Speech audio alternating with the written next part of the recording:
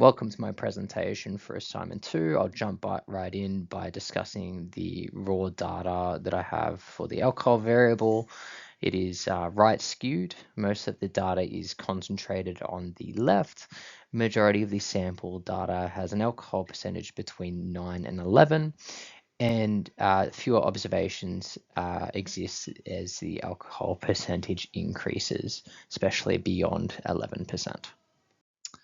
For the comparison of alcohol versus quality, majority of the lesser quality wine 3, 4, and 5 occur from an alcohol percentage less than 11%.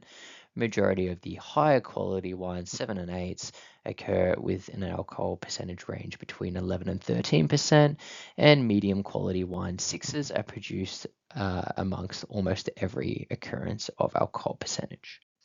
The raw data for the chlorides variable is right skewed. A vast majority of the data for chlorides exists between 0.05 and 0.1 volume with a density of 400 out of 500 roughly, and the data suggests that significant outliers exist beyond 0.15. The chloride versus quality relationship shows that a vast majority of chlorides exist below or equal to 0.1 value, and most all quality scores fall within this value. No high wine quality of 7 or 8 within chloride volumes greater than 0.2. However, there is extremely limited amounts of observations within these values. The raw data for citric acid is right skewed. Majority of the data contained between 0 and 0.4 value, with the exception of 0.1 to 0.2. As the citric acid volume increases, the volume reduces. The relationship between citric acid and quality, majority of the higher quality wines, 7 and 8s, occur with citric acid levels greater than 0.2. The inverse is true for lower quality wine, 3s and 4s, with majority of the occurrences below 0.2. And medium quality wine, 5 and 6s, produce quite evenly despite the level of citric acid. The raw data for pH shows a natural normal distribution pattern. There is a slight outlier of the data at 4.0 pH level, and majority of the volume exists between 3.2 and 3.4 pH. The relationship between pH versus quality, majority of the higher quality wine, 7 and 8, is produced with pH levels less than 3.3, and majority of the lesser quality wine, 3 and 4, are produced with pH levels greater than 3.3. The raw data for the sulfur dioxide is right skewed. There is outliers between volumes 150 and 200, and also 250 to 300.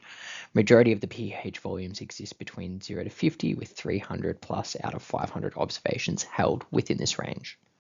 The sulfur dioxide versus quality relationship, majority of all the observations across each quality score exists between 0 and 50.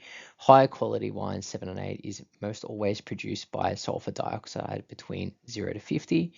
A fairly sizable portion of 5 and 6 quality wine exists greater than 50.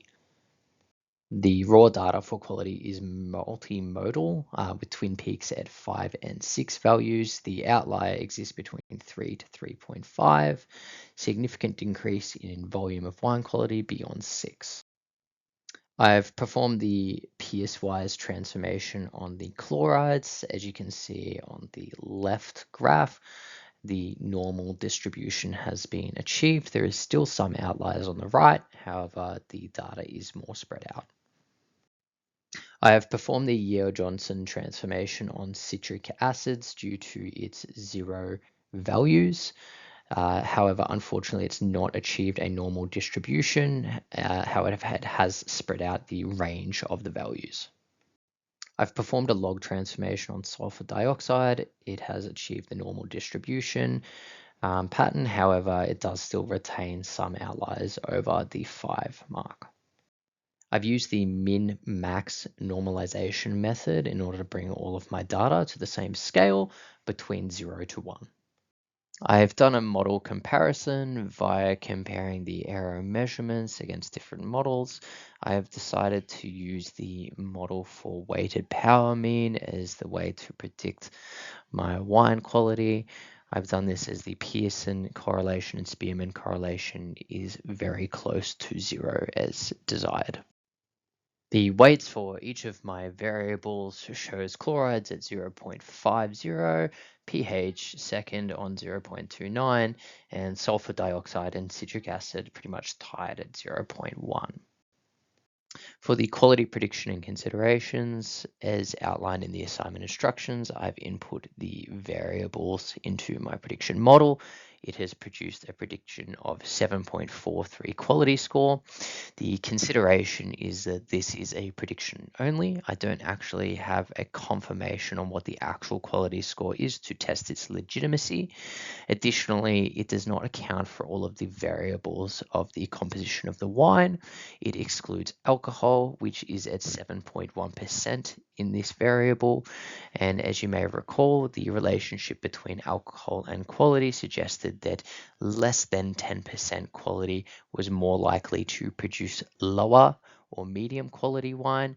As such, this value may be inflated.